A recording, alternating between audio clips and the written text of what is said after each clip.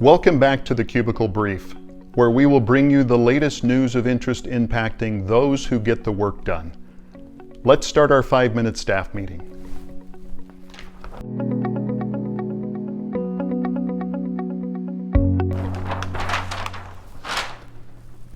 This week we'll review some cases the Department of Labor wants us to consider. Safety headlines continue to keep the pandemic on top.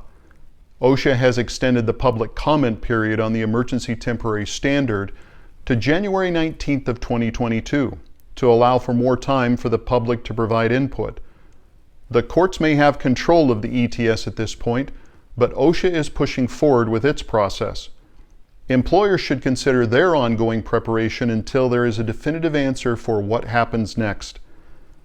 OSHA highlighted 2 whistleblower cases this week. One involved a Houston-based crane company who fired a driver for refusing to drive in excess of federal limits and reported fatigue. The driver was awarded back wages, interest, and damages. The other case is one in which OSHA filed suit against a global truck manufacturer for firing an employee who expressed concerns about coronavirus safety in the workplace. So, what can we take away from these cases?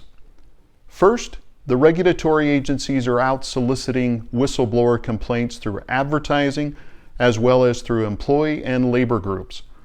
Second, even though you may have safety professionals familiar with the law, anyone in a supervisory position must know and understand all the laws and regulations that pertain to their area of influence.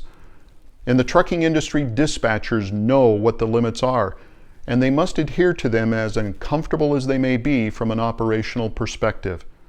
Third, take every employee concern seriously. Investigate the matter. Ensure you are doing all that is required and respond appropriately to the employee. All actions or inactions come with consequences, and OSHA citations or litigation can have significant reputational and financial consequences, from not only fines and penalties, but also the ability to procure services and relationships.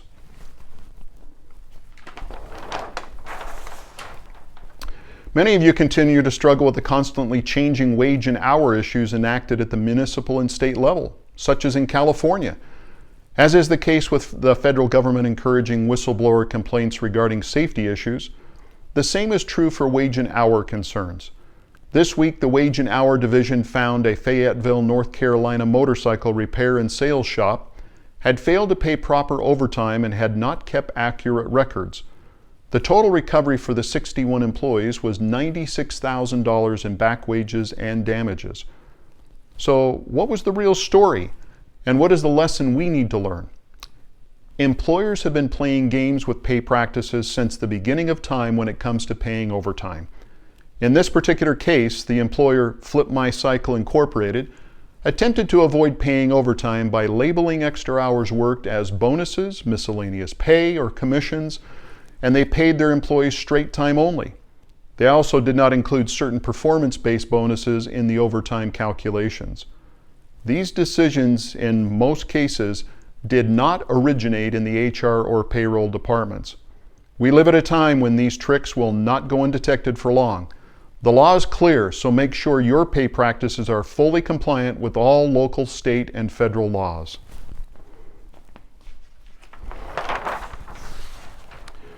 If you think you've been seeing a lot about unions and union membership lately, you're not dreaming. The Build Back Better Act is full of union incentives, and it seems at every turn you are hearing the words union jobs from every member of the Biden cabinet. Amazon is facing new unionization vote in Alabama after it was determined the company had violated labor law in its campaign against organizing earlier in the year. If you do not have a represented workforce, what are you doing to keep it that way? If you have an organized workplace, what are you doing better to manage your labor agreement to its fullest value?